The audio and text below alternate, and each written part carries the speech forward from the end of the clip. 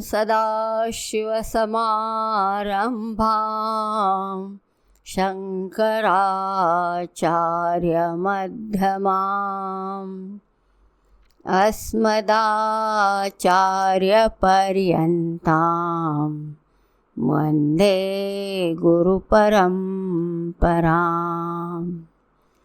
श्रुतिस्मृतिपुराणानाम् आलयं करुणालयं नमामि भगवत्पादं शङ्करं लोकशङ्करं।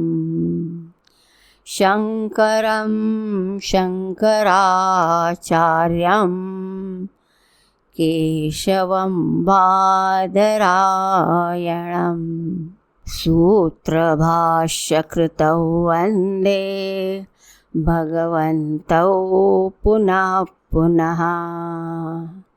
ईश्वरो गुरुरात्मेति मूर्तिभेदविभागिने व्योमवद्व्याप्तदेहाय दक्षिणामूर्तये नमः। ॐ सहनाववतु सहनौ भुनक्तु सह वीर्यं करवावहै तेजस्विनावधीतमस्तु मा विद्विषावहै। ॐ शान्ति शान्ति शान्तिः।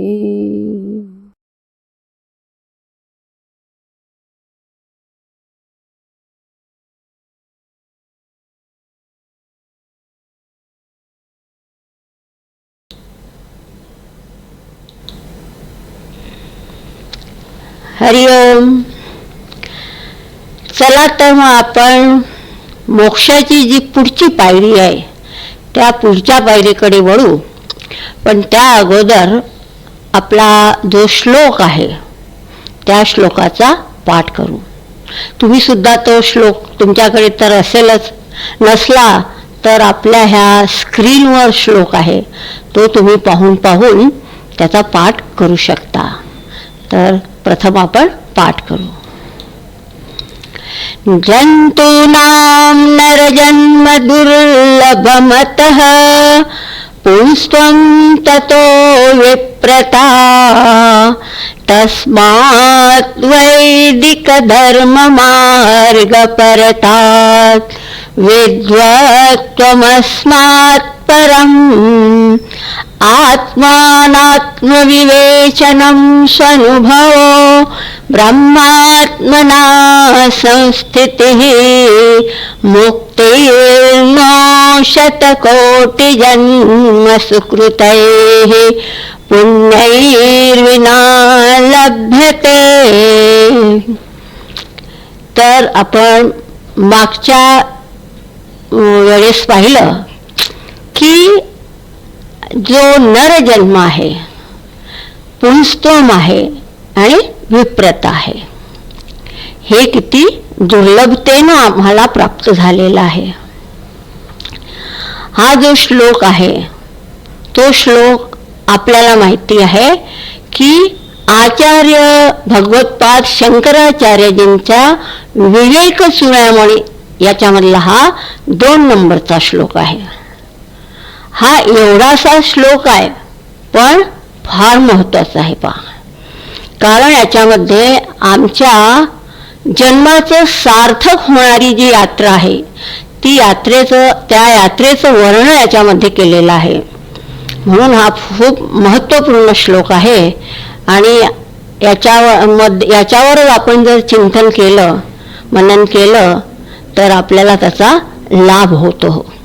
तर याच्यामध्ये भगवान शंकराचार्यजींनी आपल्याला काय सांगितलं? प्रथम तर सांगितलं की शेकडो करोडो जन्माच्या पुण्याईनं तुम्हाला हे प्राप्त झालेलं आहे. काय काय प्राप्त झालेलं आहे? तर पहिला तर आपल्याला नरजन्म प्राप्त झालेला आहे. मनुष्य जन्म फार दुर्लभतेनं प्राप्त होतो, कारण ह्या जन्माची ही विशिष्टता आहे की ह्याच जन्मामध्ये आपण विचार करू शकतो, भावना व्यक्त करू शकतो, सारासार विचार सारासार विवेक करू शकतो. तसंच एक महत्वाचं विशिष्टता आहे की मनुष्य जोनी ही अशी आहे की ती त्याला कर्म करता येते. कर्म करण्याची स्वतंत्रता त्याला आहे. ही स्वतंत्रता पशुपक्ष्यांजवळ नाही आहे. ते तर त्यांना भगवंतानं जेव्हा त्यांच्यामध्ये रेखाट भरली आहे तेवढेच ते चालतात, त्याच्या पलीकडे नाही जात. बस तेवढं रेखाटनुसार आपलं गाणं वाचतं त्यांचं. पण मनुष्याचं असं नाही आहे. मनुष्यची ही विशिष्टता आहे की तो आपले संस्कार, वासना, इच्छा ह्या सगळ्या बदलू शकतो. पशुपक्षी आपले जे संस्कार आहेत ते बदलू शकत नाही, कारण परमेश्वराने त्यांना असंच बनवलेलं आहे. म्हणून ते त्याच्यामध्येच, त्या लिमिटमध्येच ते राहत असतात. पण मनुष्य जन्म हा याच्यासाठी दुर्लभ आहे की मनुष्य आपले जे काही निश्चय आहे, बुद्धीमध्ये जे काही उलटे निश्चय आहे त्या उलट्या निश्चयांना सुद्धा बदलू शकतो. आणि ही विशिष्टता असल्यामुळेच हा नरजन्म आपल्याला फार दुर्लभ आहे, विशिष्ट आहे. आणि भगवंतांच्या कृपेनं आम्हाला प्राप्त झालेलं आहे. भले आम्ही आज म्हणू की आमच्या पुण्याचं फळ आहे बुवा, पण हे फळ देणारा कोण आहे? आम्ही कर्म तर करतो, कर्म करण्यामध्येच आमचा अधिकार आहे, कर्म करण्याची आम्हाला स्वतंत्रता आहे. पण ह्या कर्माचं जे फळ आहे ते फळ आम्ही एकटे उत्पन्न करू शकत नाही. पहा, त्याच्या पाठीमागे पूर्ण समष्टीचा हात आहे आणि ते फळ देणारे भगवान आहे. त्यामुळे आम्ही फक्त आपला जो काही स्वधर्म आहे, जो काही वर्ण आहे, जो काही कर्तव्य कर्म आम्हाला प्रभू इच्छेनं प्राप्त झालेलं आहे, ती भगवंतांची आज्ञा समजून त्याचं पालन करणं, हे एवढं आमचं काम आहे. तर ह्या ठिकाणी आपल्याला हा असा नरजन्म दुर्लभ मिळालेला आहे. पुढचा आहे पुंस्त्वम. पुंस्त्वम म्हणजे पुरुषार्थ. पुरुषार्थ करण्याचा एक जज्बा आहे, साहस आहे. आम्ही काहीही करू शकतो हा एक उत्साह जो आहे, अदम्य उत्साह आहे की आमच्यामध्ये काही करण्याची क्षमता आहे, निर्णय घेण्याची क्षमता आहे आणि आम्ही काही बदलू सुद्धा शकतो. तर हे जे पुंस्त्वम आहे, जे पुरुषार्थ करण्याची जी सामर्थ्य आहे, पुरुषत्व आहे, ते म्हणजे पुंस्त्वम. पुरुषत्व म्हणजे पुरुषांमध्येच आहे असं नाही, तर ते स्त्रियांमध्ये सुद्धा असू शकते. तुम्ही पहा, काही स्त्रिया किती धाडसी आणि अगदी समर्थ असतात. आता तुम्ही पहा, अंतरिक्षामध्ये जी सुनीता विल्यम्स गेलेली आहे तिच्यामध्ये पुंस्त्वम आहे. ती अगदी साहसाने तिथं राहत आहे. आता सध्या ती त्याच्यामध्ये अटकली गेलेली आहे, अंतरिक्षामध्ये ती अटकलेली आहे, कारण तिचं जे इथून यान गेलं होतं त्या यानामध्ये काहीतरी गडबड झालेली आहे. पण ती तिथपर्यंत कशामुळे पोहोचली? चिकाटीने अगदी आपलं जे लक्ष होतं ते लक्ष तिने समोर ठेवलं होतं, ध्येय तिच्या समोर होतं आणि ते समोर ध्येय ठेवून त्याच्यावर तिने अगदी मनापासून काम केलं आणि तिथपर्यंत ती पोहोचलेली आहे. हे काय झालं? पुंस्त्वम, पुरुषत्व. तर हे सुद्धा आपल्याला पुण्याने मिळालेलं आहे, पण भगवंतांची आपल्यावर फार मोठी कृपा आहे. आणि ततो विप्रता म्हणजे विचारशीलता. पुंस्त्वम आम्हाला प्राप्त झालं, संस्कार जसे प्राप्त झाले, पण ते संस्कार बदलण्याची जी क्षमता आहे ती क्षमता म्हणजे ही विप्रता आहे, विचारशीलता आहे. आता आम्ही आपल्या जीवनामध्ये काय श्रेय आहे, काय प्रेय आहे, काय चांगलं आहे, काय वाईट आहे याचा आपण विचार करू शकतो. तर ह्या ठिकाणी भगवत्पाद श्री आचार्य शंकराचार्यजींनी जे आपल्याला मोक्षाचे वेगवेगळे सोपान सांगितले, वेगवेगळ्या आपल्याला ह्या पायऱ्या सांगितलेल्या आहे. याच्यामध्ये आपण पाहायला हवं की परमेश्वराची आमच्यावर केवढी मोठी कृपा झालेली आहे. पहा, परमेश्वरानं हे एकतर मनुष्यजन्म आम्हाला प्राप्त करून दिलेला आहे. हा मनुष्य देह याची तुम्ही जर विशिष्टता पाहिली तर ही विशिष्टता पाहून आपण फक्त भगवंतांना नमनच करू. कारण असं शरीर निर्माण करणं हे मानवाच्या हातामध्ये नाही. मनुष्य प्रयोगशाळेमध्ये क्लोन तयार करू शकतो, पण अशा रीतीनं हे बुद्धीचं सामर्थ्य हे मनुष्य हे उत्पन्न करण्याचं काम हे फक्त भगवंतच करत आहे. आणि आपल्या शरीरामध्ये तुम्ही पहा, सगळे अवयव कसे अगदी व्यवस्थित ज्या ठिकाणी पाहिजे त्याच ठिकाणी फिट केलेले आहे. त्या ठिकाणी इकडे तिकडे नाही की आपल्या चेहऱ्यावर नाक जिथं हवं तिथंच आहे. ते जर वेगळ्या दिशेला असतं तर दिसायला सुद्धा चांगलं वाटलं नसतं. म्हणजे एवढं परफेक्शन, एवढं अगदी अचूक निर्माण भगवंताशिवाय कोणी करू शकत नाही. आणि तुम्ही पहा, आपल्या शरीरामध्ये जी रक्ताभिसरणाची व्यवस्था चालते, श्वासोच्छ्वासाची क्रिया चालली आहे, ती कोण करत आहे? ते आम्ही करतोय का? नाही. ते परमेश्वरच आमच्यामध्ये आमच्याकडून ते करून घेत आहे. परमेश्वर भगवान 15व्या अध्यायामध्ये म्हणतात की अहम वैश्वानरो भूत्वा, की मी तुझ्या शरीरामध्ये वैश्वानर अग्नी बनून काय करतो आहे? तुझे 4 प्रकारचं अन्न खात आहे ना, त्या अन्नाचं पाचन करीत आहे. म्हणजे हे सुद्धा आम्ही हा सुद्धा अभिमाननी घेणार की हे सगळं अन्न मी पचवलं. आपण तर रात्री अगदी पोट भरून टच्च खाऊन एकदम झोपून जातो. आपल्याला तर जाग सुद्धा नसते, पण ते पचवण्याचं काम करणारा मध्ये वैश्वानर अग्नी स्वतः भगवान आहेत आणि ते हे काम करत आहे. हे पाहून आपल्याला असं वाटते की भगवान, आम्ही काय केलं की तुम्ही आमच्यावर एवढी मोठी कृपा केली? आम्हाला तर ह्या जन्मामध्ये वाटत नाही की आम्ही असं काहीतरी केलेलं आहे कर्म की तुमची आमच्यावर एवढी कृपा व्हावी. पण भगवंतांचा हा स्वभावच आहे. भगवंतांनीच ही सृष्टी, दुनिया, जग हे उत्पन्न केलेलं आहे. आणि ह्या जगामध्ये तुम्ही पहा, सगळे कसे अगदी व्यवस्थित चालत आहे.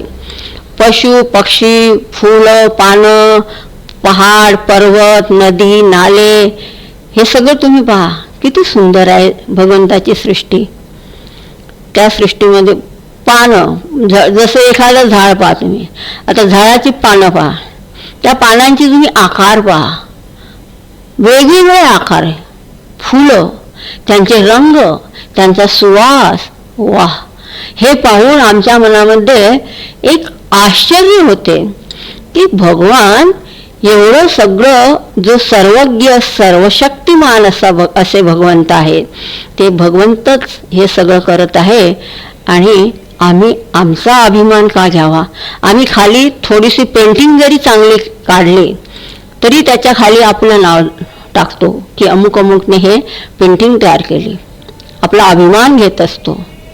आणि भगवंतांनी ही पूर्ण सृष्टी उत्पन्न केलेली आहे. त्या भगवंताच्या सृष्टीमध्ये चराचरामध्ये भगवंताचे सही सिग्नेचर दिसत आहे. हे आपल्याला पाहायला हवं. आणि हे पाहून मन असं भगवंताविषयी प्रेमानं गदगद होऊन जाते, भक्तीनं गदगद होऊन जाते की असं वाटते की भगवान, आम्ही तुमच्यासाठी काय करावं? आम्ही काही करू शकत नाही, कारण हे सगळं तुम्ही दिलेलं आहे.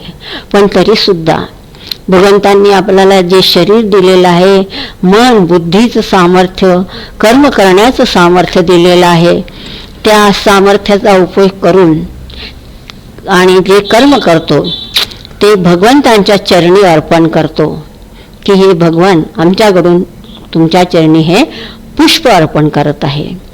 तर अशा रीतीने भगवंताविषयीची मनामध्ये एक भक्ती प्रेम उत्पन्न होतं. तर हे खाली मनुष्य जन्माची जरी विशिष्टता पाहाल तर एवढं आपल्याला सगळं दिसून येतं.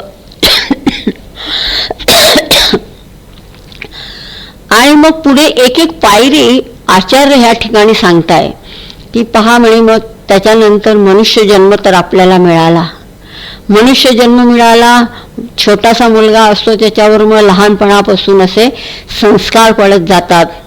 त्याला घरामधून काही संस्कार मिळतात, काही संस्कार त्याला बाहेरच्या वातावरणामधून मिळतात, काही मग त्याच्या शाळेमध्ये त्याचे शिक्षक त्याच्यावर संस्कार टाकतात, समाजामधून काही मिळतात.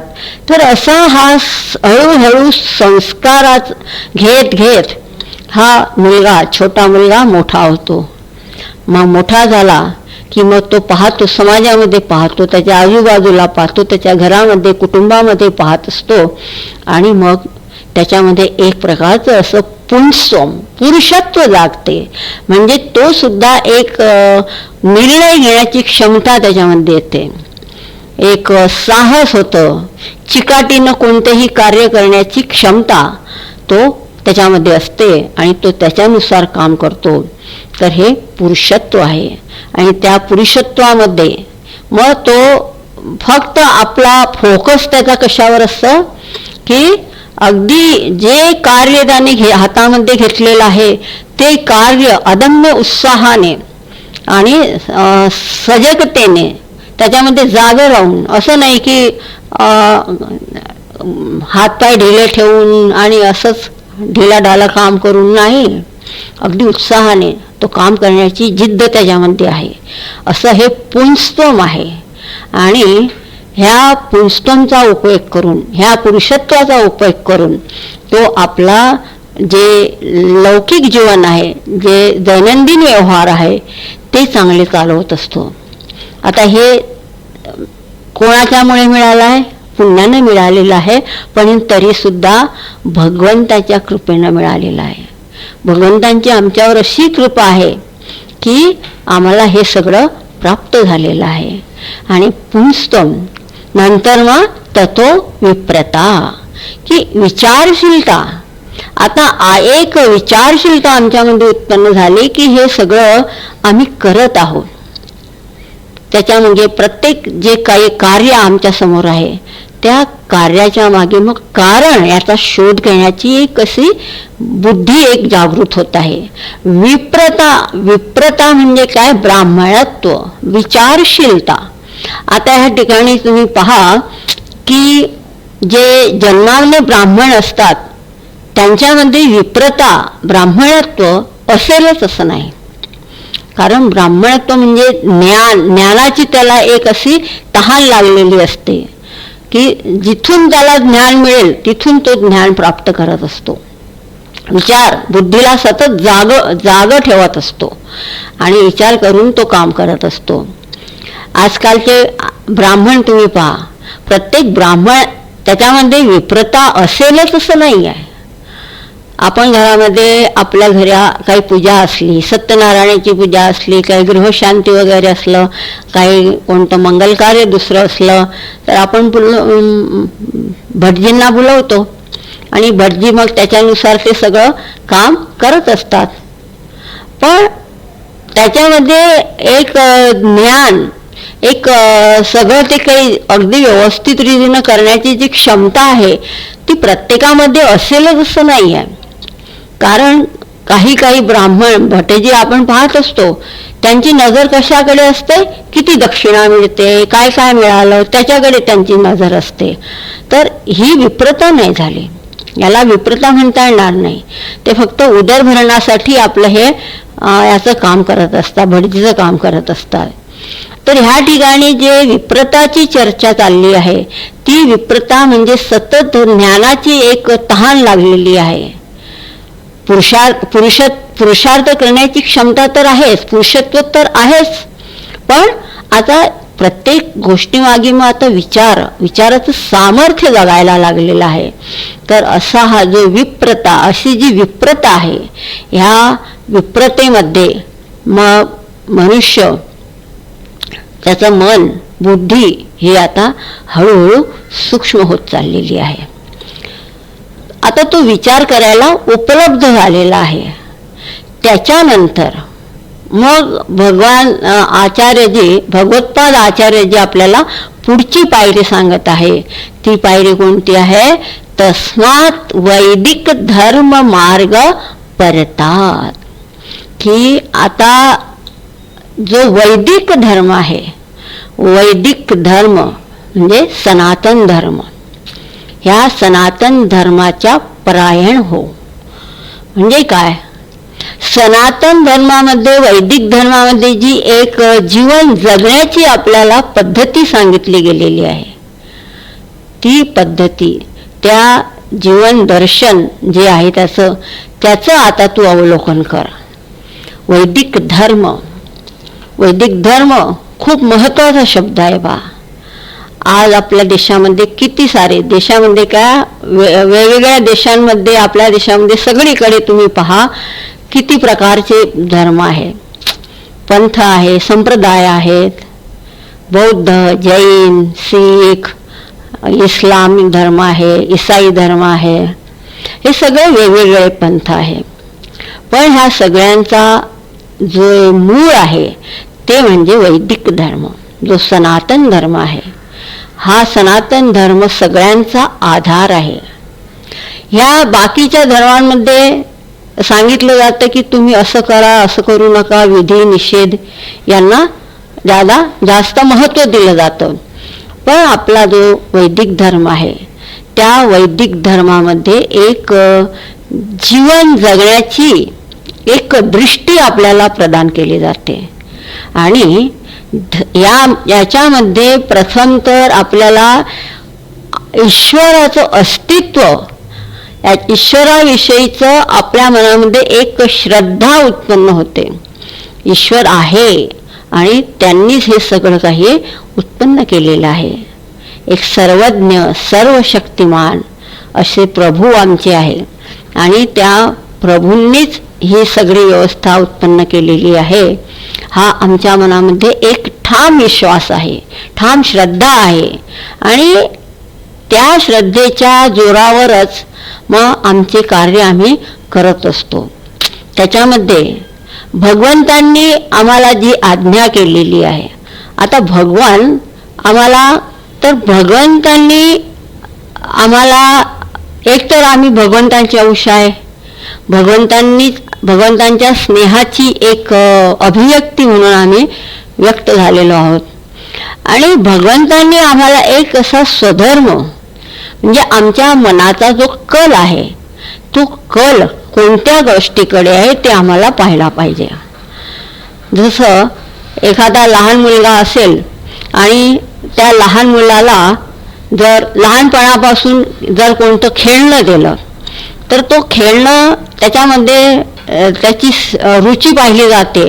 एखादा मुलगा असेल तर तो मुलगा तिथं जसं एखादं 2-4 प्रकारचे खेळणे असतील तर त्याच्यामध्ये मग तो पाहतो की गाडी आहे, मग तो वेगवेगळ्या गाड्या, ज्या कार असेल, मोटर असेल, ट्रॅक्टर असेल, बैलगाडी असेल, असे वेगवेगळे ज्या गाड्या आहेत त्या गाड्यांना घेतो आणि त्याचं तो तोडफोड करून पाहत असतो. तर त्याची प्रवृत्ती ही एक शोधबुद्धी त्याची याच्यामध्ये आहे की याचं इंधन कसं चालतं, याचं इंधन कसं चालतं. तर अशा रीतीनं आपण म्हणू शकतो, असं म्हणतात ना की लहान मुलाचे पाय पाळण्यात दिसतात, तर तो आपण असं म्हणू शकतो की हा मुलगा मोठा झाल्यावर मग हा इंजिनियर होईल बुवा, तर मेकॅनिकल होईल, असं काहीतरी त्याच्या आपल्या वागणुकीवरून आपण त्याचा निष्कर्ष काढत असतो. तर प्रत्येक मनुष्याचा हा काही ना काहीतरी आवडीचा विषय असतो पहा. त्या क्षेत्रामध्ये ज्या वेळेस तो काम करतो त्यावेळेस त्याला वेळेचं सुद्धा भान राहत नाही आणि तो त्या कामामध्ये एवढा तल्लीन होऊन जातो की त्याला आजूबाजूचं काही भान राहत नाही. त्याचा फोकस फक्त त्या कार्यावरतीच असतो. तर तो त्याचा स्वधर्म आहे. तर असं हा स्वधर्म आम्हाला भगवंतांनी दिलेला आहे. कशासाठी की आम्ही याच्यामध्ये अगदी प्रावीण्य मिळवून आपला जो पुरुषार्थ आहे तो पुरुषार्थ साध्य करायचा आहे. तर याच्यासाठी स्वधर्म प्रत्येकाला आपला ओळखता आला पाहिजे. कोणी एखादा मुलगा असेल तर त्याला पेंटिंगमध्ये आनंद वाटतो, तर तो पेंटिंग चांगली काढतो, म्हणजे हा मोठा झाल्यावर चांगला पेंटर होऊ शकतो बुवा. एखादा मुलगा डॉक्टर होतो, कोणी इंजिनियर होतो. तर हे सगळे म्हणजे पाहून नाही, असं नाही की समाजामध्ये काय आज प्रचलित आहे हे नाही, आपल्या मनाचा कल कोणत्या गोष्टीकडे आहे हे पाहून जर आम्ही आपल्या कर्माचं क्षेत्र सुद्धा निवडलं तर त्याच्यामुळे आम्ही आमचे जे दैनंदिन जीवनयापन आहे ते सुद्धा चांगल्या रीतीनं करू शकतो. आणि मग आम्हाला कर्म जेवढ्या आमच्या सजगतेनं निष्णातेनं होतं प्राप्त करत असतो की त्या ठिकाणी आम्हाला आपल्या ह्या कर्मापासून काय फळ मिळणार आहे हे याची आम्हाला काही चिंता नसते. कारण एकतर भगवंतावर विश्वास आहे की करविणारे तेच आहे. पण असं नाही की करवणारे तेच आहे, तर असं नाही की असेल माझा हरी तर देईल खाटल्यावरी. नाही, आम्हाला सोबत पुरुषार्थ हा करावाच लागेल. आम्हाला कर्म मनुष्य जोपर्यंत जिवंत असतो तोपर्यंत त्याला काही ना काहीतरी कर्म हे करावंच लागते. बस कर्म करायच्या पाठीमागची आमची जी दृष्टी आहे ती दृष्टी कोणती आहे हे आम्हाला ओळखावं लागते. तर या ठिकाणी आम्हाला कर्तव्य कर्म जे सुद्धा प्राप्त झालेलं आहे प्रभू इच्छेनं ते कर्तव्य कर्म आम्हाला करायला आणि स्वधर्मानुसार कर्म करत असतो. तर याच्यामध्ये आमचं मन एक असं सूक्ष्म होत जाते, शांत होत जाते, एकाग्र होत जाते. कारण हे कर्म करीत असताना आम्ही निरपेक्षतेनं कर्म करत आहोत. याच्यामध्ये आमची कोणत्याही प्रकारची अपेक्षा नाही आहे, स्वार्थ नाही आहे आणि फक्त देण्याचीच भावना आहे. आणि भगवंतावर एवढा विश्वास आहे की भगवान आम्हाला जी काही परिस्थिती देतील ती परिस्थिती आम्हाला स्वीकार आहे. आम्ही त्याचा आनंदाने स्वीकार करत असतो. मग सुखाची परिस्थिती असो वा दुःखाची परिस्थिती असो, तो आम्ही त्याला त्या परिस्थितीला प्रसाद म्हणून स्वीकार करत असतो. कारण भगवंताविषयीची आमची जी श्रद्धा आहे, विश्वास आहे ती अतूट आहे. त्यामुळे आम्हाला चिंता नाही. पण आज याच्याविषयी एक दृष्टांत सांगते की एक माणूस, एक नट होता. तो नट आपला एका बिल्डिंगवर एक रस्सी बांधत असे, दोरी बांधत असे आणि दुसऱ्या बिल्डिंगवर त्याचं दुसरं टोक बांधून त्या दोरीवरून तो आणि त्याचा मुलगा, त्याचा छोटा मुलगा तो खांद्यावर घेऊन त्या दोरीवरून एका लाकडीचा सहारा घेऊन तो चालत चालत त्या दोरीवरून दुसऱ्या टोकापर्यंत पोहोचत असा तो खेळ करून आपला पोट भरत होता. एकदा तो असाच खेळ करत होता आणि खेळ करता करता त्याने आपला खेळ संपवला आणि सुखरूप जो खाली आला. तेव्हा सगळे जे काही प्रेक्षक लोक होते, जे काही बघे लोक होते, त्या सगळ्यांनी आनंदाने टाळ्या वाजवल्या आणि त्याची स्तुती केली. वा बुवा, तू किती चांगला काम केलाय, चांगला खेळ दाखवला आम्हाला, असं त्याचे सगळे स्तुती करत होते. तो नर म्हणतो, हे पहा ते सगळं ठीक आहे म्हणे, तुम्हाला वाटते ना की मी आता जर मी परत हा खेळ खेळायला सुरुवात केली तर मी परत खेळू शकतो, तुम्हाला गॅरंटी आहे. बोले हो हो, गॅरंटी आहे, पूर्ण गॅरंटी आहे की तू पूर्ण सुखरूपतेनं हा खेळ खेळून परत येऊ शकतो. म्हणे नक्की? म्हणे हो, बिलकुल नक्की. तू म्हणशील तर आम्ही तुला कागदावर सुद्धा लिहून द्यायला तयार आहे, सगळं बरोबर आहे म्हणे. तो म्हणे असं आहे ना, तर मग असं करा, तुमच्यामधला कोणीतरी आपला एक छोटा मुलगा कोणाचा तरी माझ्याजवळ द्या आणि मी त्याला खांद्यावर घेऊन मग हा खेळ तुम्हाला दाखवतो, चालेल? हे बोलता बरोबर सगळे लोक एकदम आश्चर्यानं एक दुसऱ्यांकडे पाहायला लागले, कारण त्यांना असा विश्वास नव्हता की त्यांना विश्वास वाटत नव्हता की माझा मुलगा सुखरूप येईलच, कारण त्यांचा विश्वास त्या नटावर नव्हताच, फक्त ते बोलतच होते. तसंच आमचं सुद्धा असं आहे की आम्ही म्हणतो आमचा भगवंतावर खूप विश्वास आहे, आम्ही पूजा अर्चना पाठ तीर्थयात्रा जप तप ध्यान सगळं काही बिलकुल व्यवस्थित वेळेवर करतो, त्याच्यामध्ये कुठलीही कसर ठेवत नाही, कारण आमचा परमेश्वरावर पूर्ण विश्वास आहे, पूर्ण श्रद्धा. आमची श्रद्धा खूप आहे, पण ही श्रद्धा खूप आहे की नाही आहे हे आम्हाला केव्हा कळते? ज्या वेळेस आमच्यावर अशी काही दुःखाची परिस्थिती येते त्यावेळेस जर आमचा विश्वास ढळत नसेल, आम्हाला हे जर याचा विश्वास आहे की ही परिस्थिती आमच्या समोर आलेली आहे, ती परिस्थिती भगवंतांनीच आणलेली आहे, तर आमचा विश्वास ढळणार नाही. पण आमचा विश्वास नसेल तर मग मात्र आम्ही आपली चिंता करायला सुरुवात करत असतो, तर हा विश्वास नाही. तर भगवान ह्या ठिकाणी भगवंतांनी जे आम्हाला दिलेलं आहे आणि भगवानच करत आहे, हा विश्वास आमच्या मनामध्ये श्रद्धा आहे आणि सगळीकडे कणाकणामध्ये परमात्मा आहे, तर कणाकणामध्ये आहे, तर मग आम्ही कशाला आमच्या डोक्यावर ओझं घेऊ? तर नाही. तर अशा रीतीनं हा स्वधर्माचं पालन करून आपण ह्या सृष्टीचं जे चक्र चाललेलं आहे त्या चक्रामध्ये एक आपलं कर्मरूपी पुष्प हे अर्पण करत असतो. ह्या स्वधर्म, ह्या जे जीवन जगण्याची जी कला आहे ती कला आपल्याला ह्या आपल्या धर्मामध्ये, वैदिक धर्मामध्ये सांगितली गेलेली आहे. आपला सनातन धर्म जो की सगळ्यांना सामावून घेणारा आहे, सगळे सुखी व्हावे, सर्वे भवन्तु सुखिनः, ही आमच्या धर्मामध्ये प्रार्थना आहे. असं नाही की हिंसा मारा काटा, असं नाही. प्रत्येकाला जगण्याचा अधिकार आहे आणि त्या अधिकाराचा उपयोग हा व्हायलाच हवा, असा आपला हा सनातन धर्म आहे.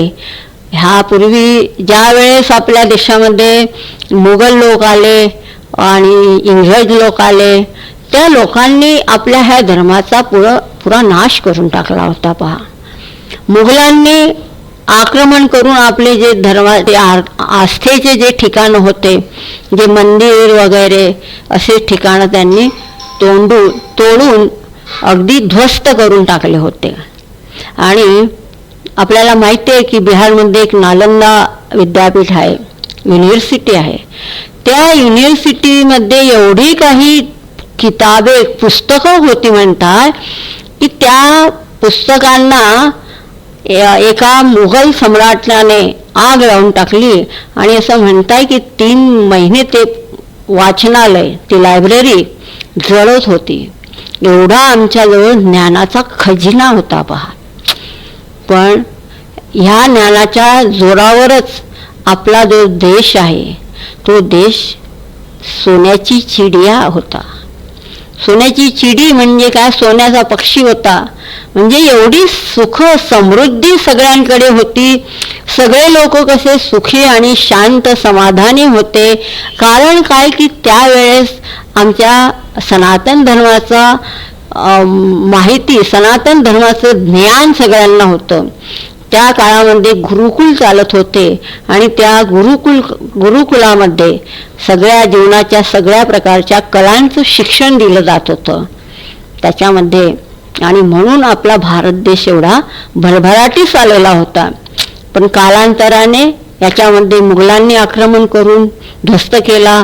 नंतर मग इंग्रज लोक आले आणि इंग्रजांनी पाहिलं की आम्ही एवढ्या देशांवर राज्य करीत आहोत, पण तरी सुद्धा हे लोक काही आमच्या कब्जामध्ये येत नाही आहे. तर त्यांनी याचा शोध घेण्याचा प्रयत्न केला. तर त्यांना असं दिसून आलं की ह्या लोकांचं जो धर्म आहे, वैदिक धर्म आहे, त्या वैदिक धर्मामध्येच धर्माचा स्वाभिमान आहे आणि वैदिक धर्म अशा प्रकारचे ही जीवन जगण्याची दृष्टी आहे. तर त्याच्यावरच त्यांनी आघात केला आणि आपली जी शिक्षण पद्धती आहे ती शिक्षण पद्धती समूळ नाष्ट करून टाकली आणि अशी शिक्षण पद्धती आणली की त्याच्यामध्ये ह्या सगळ्या कलांचं महत्त्व राहिलं नाही, जीवन जगण्याचं दृष्टी माहिती राहिली नाही आणि सगळी भोगप्रधान संस्कृती उत्पन्न झाली आणि सगळे कारकुनी शिक्षण असं त्यांनी उत्पन्न केलं. तर हळूहळू हे असं झालं. पण आता ह्या सध्याच्या काळामध्ये आपला हिंदू थोडाफार जागला आहे आणि हळूहळू ह्या हिंदू धर्मामध्ये लोकांना एक जाणीव होत आहे की आमचा जो वारसा आहे, वैदिक धर्माचा जो वारसा आहे तो किती मोठा आहे आणि कशा प्रकारानं त्याचं महत्त्व आहे हे सगळं आता लोक जाणायला लागले आहेत, हळूहळू जाणायला लागले आहेत. तर असा जो वैदिक धर्म आहे त्या वैदिक धर्माचा अवलंबन म्हणजे एक जीवन जगण्याची दृष्टी आम्हाला प्राप्त होते आणि ही दृष्टी प्राप्त झाल्यानंतर मग पुढचा जे पायरी आहे त्या पायरीमध्ये आपल्याला आचार्य सांगत आहे की विद्वत्वम अस्मात् परम, की आता धर्मानुसार आम्ही वागत आहोत. धर्म म्हणजे एक ज्या काही त्या धर्मामध्ये रूढी आहे, परंपरा आहे, त्यांच्या मागेचं जे काही कारण आहे त्याचं काही दर्शन आहे. आता त्या दर्शनाची आम्हाला जाणीव होते. म्हणजे आम्ही अंधविश्वास नाही, आता कोणतंही कार्य आमच्या समोर आलं तर त्याच्यामध्ये कार्यकारणाचा शोध घेण्याची विद्वत्ता आता याच्यामध्ये आलेली आहे आणि म्हणून म्हणतात की याच्यानंतर विद्वत्वम अस्मात् परम. कारण वैदिक धर्माचं पालन केलं आणि त्या धर्माचं पालन केल्यानं मग धर्म म्हणजे काय की आम्ही सुखी व्हावं तसंच सगळे सुद्धा सुखी व्हावं ही एक वृत्ती उत्पन्न झाली. आणि ह्या धर्मामध्ये आपल्या गीतेच्या उपोद्घात भाष्यामध्ये भगवान आचार्य शंकराचार्य यांनी सांगितलेलं आहे की वैदिक धर्म आपला अभ्युदय आणि निःश्रेयस याची प्राप्ती करून देतो. अभ्युदय म्हणजे आमचे जे काही अर्थ आणि काम पुरुषार्थ आहे त्या पुरुषार्थाची सिद्धी सुद्धा धर्माच्या नुसार जर वागलं तर ती सुद्धा होते. जर आपण धर्म म्हणजे एक सेवेची भावना, निस्वार्थतेची भावना, दुसऱ्यांचं कसं चांगलं होईल ह्या सतत मनामध्ये विचार चालत आलेला आहे. यानुसार जर कार्य केलं, आपल्या स्वधर्मानुसार कार्य केलं तर त्याच्यामध्ये आपल्याला पैसा सुद्धा मिळतो आणि आपल्या ज्या दैनंदिन गरजा आहेत त्या सुद्धा चांगल्या रीतीनं प्राप्त करता येतात.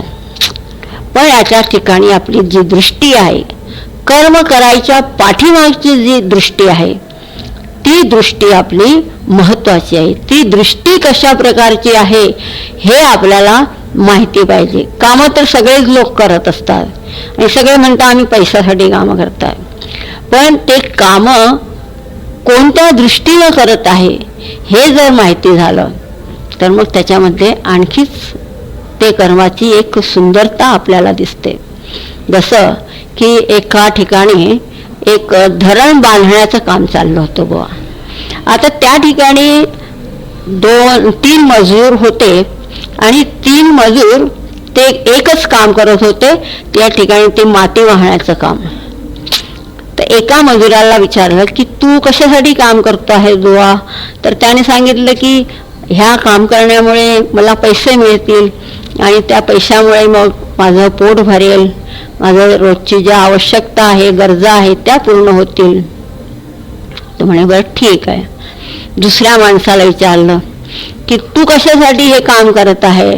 तर त्यानं सांगितलं की मी याच्यासाठी काम करत आहे की माझं कुटुंब आहे, माझ्या कुटुंबामध्ये मुलं बाळं पत्नी आई वडील आहेत, त्यांचं भरणपोषण करायचं आहे, त्यासाठी मी हे काम करत आहे. म्हणे बरं. मग तिसऱ्या मजुराला विचारलं की तू हे काम कशासाठी करतो आहे? तर त्यानं काय उत्तर दिलं की हे पहा म्हणे, ह्या ठिकाणी दुष्काळ आहे, पाऊस वेळेवर येत नाही, येतो तो सुद्धा फार कमी येतो आणि त्यामुळे शेतकऱ्याचे फार हाल होतात. हे जर धरण बांधलं गेलं तर त्या धरणामुळे पाणी येईल, शेतकऱ्यांना सुद्धा आपलं जीवन चांगलं चालवता येईल, त्याच्या शेतामध्ये चांगले पिकं घेता येतील आणि आमची मग शेतामध्ये पिकं चांगली आली म्हणजे आम्हाला आणखी मजुरी मिळेल, म्हणजे आमचं सुद्धा चांगलंच होणार आहे. तर पहा तुम्ही, कर्म एकच आहे पण त्या कामाच्या पाठीमागची जी दृष्टी आहे ती दृष्टी कशी वेगवेगळी आहे. ही दृष्टी बदलण्याची आम्हाला गरज आहे. कामं सोडायची गरज नाही आहे, तर आम्हाला आमचे कर्म करायच्या पाठीमागची जी दृष्टी आहे ती दृष्टीच आम्हाला बदलवायची आहे. मुळात सेवावृत्ती, सेवेची भावना आमच्या कामामध्ये असली पाहिजे. त्याचा मोबदला तर आम्हाला मिळणारच आहे, त्याच्यामध्ये तर काही कमी होणार नाही आहे. मग आम्ही असा महान उदात्त दृष्टिकोन जर ठेवला तर त्याच्यानं काय होतं की आमच्या मनामध्ये एक संवेदनशीलता, ही संवेदनशीलता फक्त आपल्या कुटुंबापुरता मर्यादित नाही, तर ही संवेदनशीलता आता आमची समाजाविषयी, देशाविषयी, पूर्ण जगाविषयी अशी व्यापक होत जाते आणि मनामध्ये एक सूक्ष्म चिंतनाचं सामर्थ्य वाढत जाते. आणि ज्या वेळेस सूक्ष्म चिंतनाचं सामर्थ्य वाढते मग त्यावेळेस विचार होतो की मी हे सगळं काही करत आहे, माझ्याजवळ सगळ्या वस्तू आहे, मला काही कमी नाही आहे, तरी सुद्धा मनामध्ये काहीतरी अशी खंत वाटत आहे, काहीतरी असं कमीपणा वाटत आहे. तर तो काय आहे? मग तो आता अंतर्मुख व्हायला सुरुवात होतो. विद्वत्वम अस्मात् परम, की आता हे जे धर्म आहे ह्या धर्माच्या पाठीमागचं दर्शन काय आहे, याच्या पाठीमागची दृष्टी काय आहे, याच्याविषयीची जिज्ञासा आता त्याच्या मनामध्ये उत्पन्न होते. आणि ही जिज्ञासा ज्या वेळेस उत्पन्न होते मग तो हळूहळू याचा विचार करतो, शोध करतो. त्याला आता त्याच्या मनामध्ये अशी विनम्रता आहे, त्याला हे जाणवत आहे की मला काही माझ्याविषयीच माहिती नाही आहे. जो मी ज्याच्यासाठी हे सगळं करत आहे तो कोण आहे हे काही मला माहिती नाही. आणि मग तो अगदी त्याचं विषयी त्याला अज्ञान आहे हे स्वीकार करतो की आज मला माझ्याविषयीच अज्ञान आहे, मला माहितीच नाही आहे की मी कोण आहे, कशासाठी आलो, काय करायला पाहिजे, बस हे सगळे चालले म्हणून मी सुद्धा चाललो आहे. तर आता एक त्याच्या मनामध्ये एक ठहराव येतो आणि तो आता हळूहळू अंतर्मुख व्हायला सुरुवात होते. आणि अंतर्मुख होऊन मग आता तो स्वतःविषयीचा विचार करतो आहे. विद्वत्वम अस्मात् परम, विचारशीलता, बुद्धिमत्ता जागी झालेली आहे. आता त्याची जी जिज्ञासा आहे ती ज्ञान प्राप्त करून घेण्याची आहे. कोणती परिस्थिती त्याच्या समोर आली ते आता नगण्य झालं. त्याच्यासमोर सुखाची परिस्थिती आली किंवा दुःखाची परिस्थिती आली, एक तर त्याने त्या परिस्थितीला भगवंतांचा प्रसाद म्हणून स्वीकार केलेला आहे, त्यामुळे त्याच्यामध्ये त्याचं काही नवीनच नाही आहे.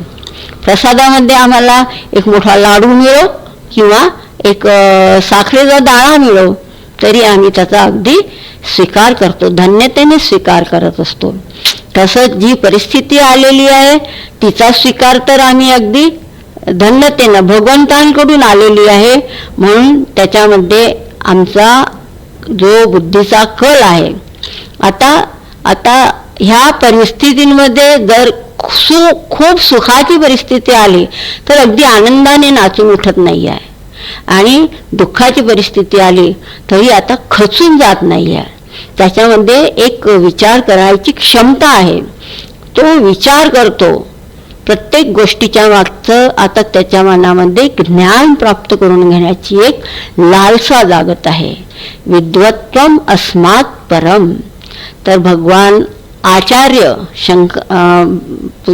भगवत्पाद आचार्य शंकराचार्यजी आपल्याला हे सांगत आहे की हे केव्हा होतं, ज्या वेळेस आम्ही धर्माचं पालन करतो, वैदिक धर्माचं, ज्याच्यामध्ये ईश्वराच्या भगवंताच्या विषयी आमच्या मनामध्ये दृढ आस्था आहे, श्रद्धा आहे, आणि आम्ही निश्चिंत निरपेक्ष होऊन कामं करीत आहेत. त्यावेळेस अशा प्रकारची हे विद्वत्ता विचारशीलता उत्पन्न होते. आणि मग आमचे जे काही आता संस्कार आहे, जे काही बुद्धीमध्ये निश्चय आहे, त्या निश्चयांकडे आम्हाला आता पाहता येतं. पहा, आणि मग हे जे आम्ही सगळं काही जे काही जमा करत आहोत, बाहेरच्या वस्तू, धन दौलत, गाडी, नोकर चाकर, बंगला, हे सगळं आम्हाला आता जाणवत आहे की हे सगळं कसं आहे, अनित्य आहे. आज आहे, उद्या राहणार नाही आहे. तर आमचा हा आम्ही जो कशासाठी करत आहे, जो मी आहे माझ्यासाठीच जर मी करत आहे तर मग हे सगळं बाहेरच्या ह्या वस्तूंचा आम्हाला काय महत्व आहे. याच्यासाठी मग आता तो अंतर्मुख होऊन आत्मा काय आहे, अनात्मा काय आहे, नित्य काय आहे, अनित्य काय आहे, याच्यावर त्याचा फोकस राहतो आता. म्हणून आचार्य काय म्हणतात, आत्मानात्मविवेचनम. आता जे काही दृष्ट वस्तू आपल्याला दिसत आहे, त्या दृष्ट वस्तू कशा आहेत, जड आहे, विकारी आहे, परिवर्तनशील आहेत. आणि त्यामुळे मग त्याच्यावर आता जर ह्या जड, विकारी, परिवर्तनशील आहेत, तर मग नित्य काय आहे, अखंड अनंत असं काय आहे, याचा शोध आता या ठिकाणी होतो. आणि आत्मा अनात्मा विवेचनम, ज्या काही दृश्य वस्तू आहेत त्या दृश्य वस्तू सगळ्या अनित्य आहे हे आपल्याला कळून चुकतं. आणि हे कळून चुकतं म्हणजे आपला अनुभव सुद्धा येतो. पहा ना, जसं बालपणामध्ये आमचं शरीर हे छोटं होतं, हळूहळू मोठं झालं, तरुणामध्ये मोठे झालो, मग वृद्धावस्थेला आलो, ह्या शरीरामध्ये बदल होतो आहे. पण ह्याच्यामध्ये जो मी आहे त्याच्यामध्ये काहीही बदल झालेला नाही, तो जसा आहे तसाच आहे. तर मग या ठिकाणी विचार होतो की आमचा परिचय काय आहे, मी कोण आहे. आम्ही आमचा परिचय जसा म्हणतो की मी पिता आहे, माता आहे, बंधू आहे, भगिनी आहे, कोणाच्या तरी अशा रीतीने आमचे नाते आहेत. मी अमुक अमुक ऑफिसमध्ये साहेब आहे, कारकून आहे, इंजिनियर आहे, डॉक्टर आहे, वकील आहे, हे सगळं आम्ही आपला परिचयामध्ये सांगतो. आपला आयडेंटिटी कार्ड त्याच्यामध्ये आपला हा पूर्ण हा परिचय देतो. पण हा परिचय कसा आहे, सापेक्ष परिचय आहे, सतत बदलत जाणारा परिचय आहे. एकदा एक संन्यासी फिरत एका राज्यामध्ये आला, आणि त्या राज्यामध्ये त्यानं पाहिलं की त्या राज्याचा जो राजा होता, तो राजा त्याच्या राज्यामध्ये जेवढे काही पंडित, साधू, संत लोक होते, त्यांना तो म्हणत होता की मला तुम्ही ईश्वराचं दर्शन करून द्या. आता भगवंताचं दर्शन करून द्या, तर मोठमोठे पंडित लोक त्याला खूप वेद उपनिषद यांचे प्रमाण दाखवत होते आणि सांगत होते की असा असा आमचा परिचय आहे, पण त्याला ते काही समजत नव्हतं. तो म्हणे नाही, मला तुम्ही प्रत्यक्ष भगवंताचं दर्शन करून द्या. पण सगळ्या लोकांनी प्रयत्न केला राजाला समजवण्याचा, पण राजा काही समजला नाही. मग तिथं हा संन्यासी गेला आणि त्याने विचारलं की तू मला ईश्वराचं दर्शन करून देऊ शकतो का? तो म्हणे हो, करून देऊ शकतो. तुम्ही सांगा म्हणे केव्हा तुम्हाला भेटायचं आहे. तर राजाला मोठं आश्चर्य वाटलं की अरे हा काही वेगळाच दिसतो आहे. तो म्हणे की आताच तुम्ही सांगा म्हणे. तर म्हणे नाही, मी परमेश्वराला तर भेटून देईन तुम्हाला, परमेश्वराचं दर्शन करून देईल, पण त्यासाठी प्रथम तुम्ही तुमचा जो परिचय आहे तो परिचय मला सांगा.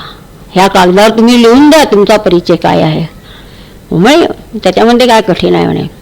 तर मग त्यानं एका कागदावर आपला परिचय लिहून दिला की मी अमुक अमुक देशाचा राजा आहे, माझं वय एवढं एवढं आहे, माझं नाव हे आहे, वगैरे वगैरे. मग ह्या संन्यासानं ते पाहिलं, तो कागद घेतला आणि त्यानं त्याचं नाव पाहिलं. मग म्हणे की हे अमुक अमुक तुम्ही आहात. म्हणे हो. म्हणे हा तुमचा परिचय आहे. म्हणे हो. म्हणजे ज्या हे नाव तुम्हाला कोणी दिलं आहे? तुमच्या आईवडिलांनी. तुमचे जर नाव बदललं तर तुमचा परिचय बदलेल का? म्हणे नाही नाही, तो परिचय कसा बदलेल, जो मी आहे तो मीच राहणार आहे म्हणे. तो म्हणे हा तुमचा परिचय तर खोटा आहे. मग बरं म्हणे, तुम्ही म्हणताय की मी राजा आहे, आज या देशाचा राजा आहे. जर उद्या तुमच्याजवळून कोणी राज्य हिरावून घेतलं, भिकारी झाला, तर तुमचा परिचय बदलणार आहे का? म्हणे नाही नाही, मी तर म्हणे माझा तर परिचय नाही बदलणार म्हणे, मी तर मीच राहणार आहे म्हणे. म्हणे बरं, म्हणजे हा परिचय सुद्धा तुझा खोटाच आहे. मग राजा मोठा विचारात पडला. म्हणे मी 2-3 दिवसांनी तुम्हाला सांगतो. म्हणे नाही नाही, तुम्ही 2-3 दिवसांनी सांगा, पण तुम्ही हा आपला जो परिचय आम्हाला देत आहे याच्यावर आणखी शोध करा, आणि ज्या वेळेस तुम्हाला असं वाटेल आपला परिचय हा खोटा आहे, त्यावेळेस मग तुम्ही हा सुद्धा आग्रह धरणार नाही की मला तुम्ही ईश्वराचं दर्शन करून घ्या. कारण भगवान परमात्मा हे काही आमच्यापासून वेगळे नाही आहे. कणाकणामध्ये आम्ही म्हणतो की भगवंत आहे, तर त्या कणापेक्षा आम्ही वेगळे आहो का? नाही. तर त्या कणा ते म्हणजे भगवानच आमच्या आत्म्यासारखे आमच्यामध्ये आहेत, राहत आहे.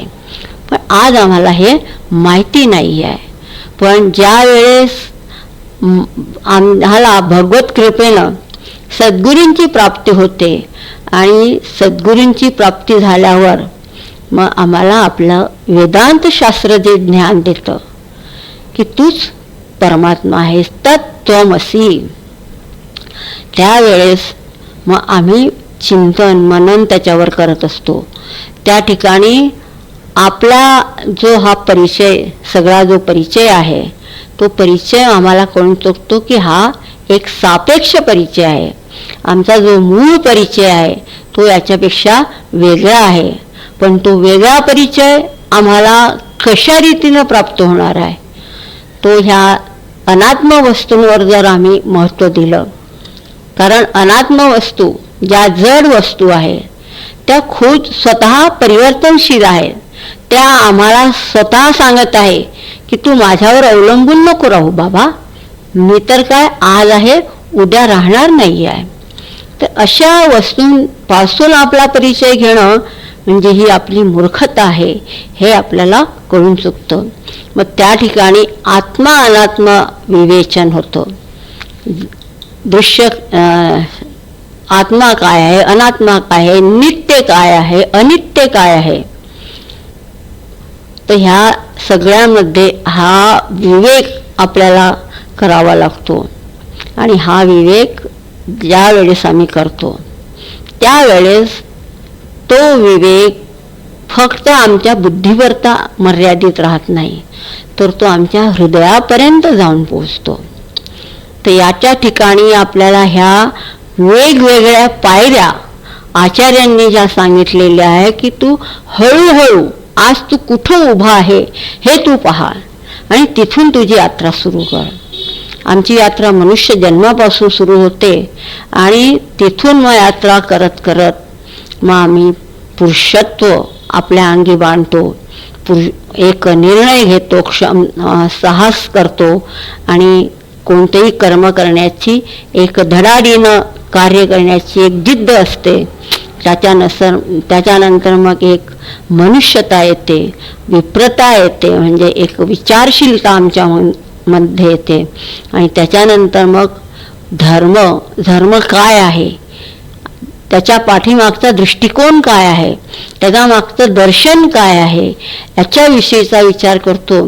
आणि ज्यावेळेस आपल्याला सद्गुरूची प्राप्ती होते त्यावेळेस मग आपण हा आत्मा अनात्मा विवेक करायला उपलब्ध होऊ शकतो. कारण बुद्धी आता सतत ज्ञान घ्यायला आतुर आहे.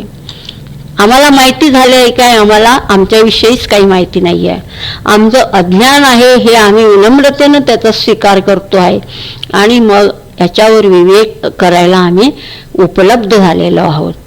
तर अशा प्रकारानं ह्या वेगवेगळ्या पायऱ्यांचं वर्णन केलं आणि पुढे याची परिणिती कशामध्ये होते ती परिणिती त्याचं वर्णन मग पुढच्या ओळींमध्ये आहे, पुढच्या ह्या ओळीमध्ये आहे. ते मग आपण पुढच्या प्रवचनांमध्ये पाहू. तोपर्यंत हरिओम.